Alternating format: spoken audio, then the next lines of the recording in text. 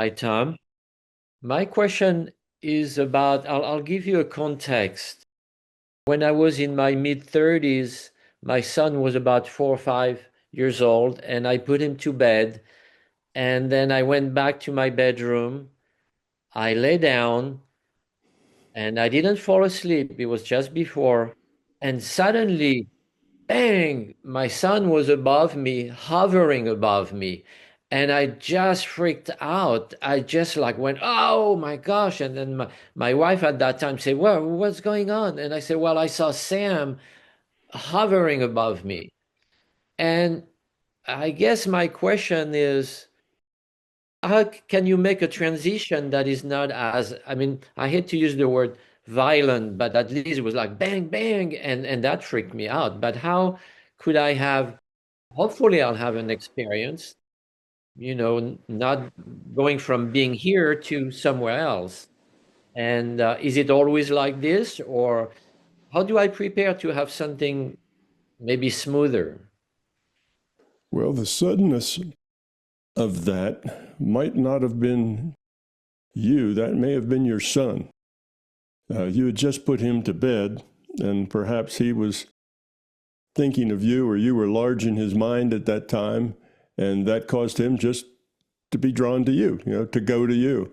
So there he was, hovering above you, and you were just about ready to go to sleep. So you were in that state of mind where you weren't too connected to the physical world. You were kind of between being awake and being asleep.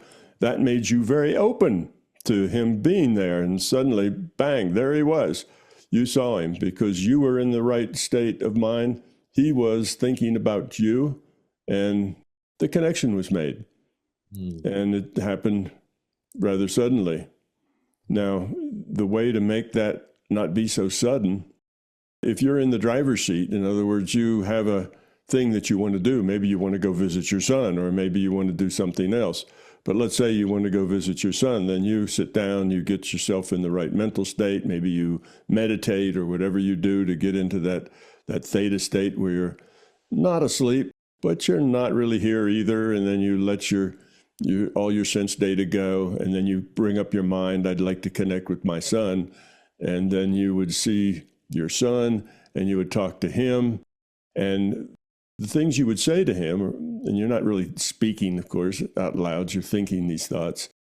And the things that you would speak to him, he would get. But now it depends on what state he's in. If he's also in that state, then he may recognize you, and he may hear your voice, and he may tell you later, oh yeah, Dad, I heard you talking to me about such and such. But if he's not, if he's out mowing the grass or at work or something, he'll still get the message, but he won't get it in a strong way. It's not like you're going to materialize in front of his lawnmower. That's not going to happen. It all happens in mind to mind. And he may just get a voice, or he may just get the words, or he may just get a sense of something in his mind that you put there, and he might not know where it came from. Mm-hmm. He may even think that it came from himself. It's just, oh, I just got this thought about Dad, and he was saying such and such of things, and he probably feels like he created that out of his own imagination. So you can get a softer interaction when you are the one that's leading the interaction.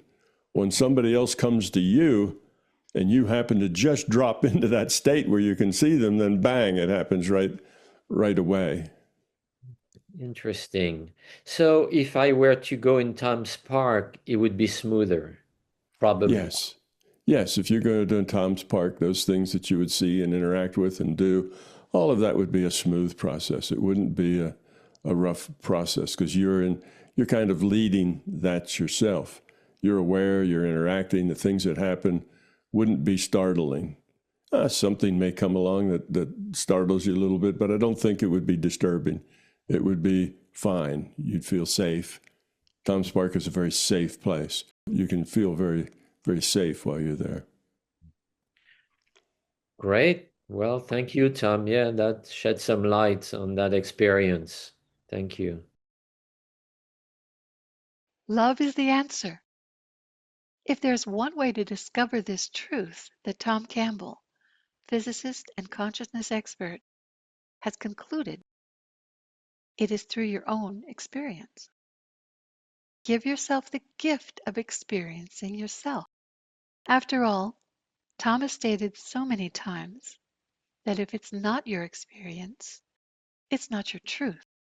So learn to experience with Tom's Exploring Consciousness and Everything Paranormal program and unlock those natural abilities for yourself.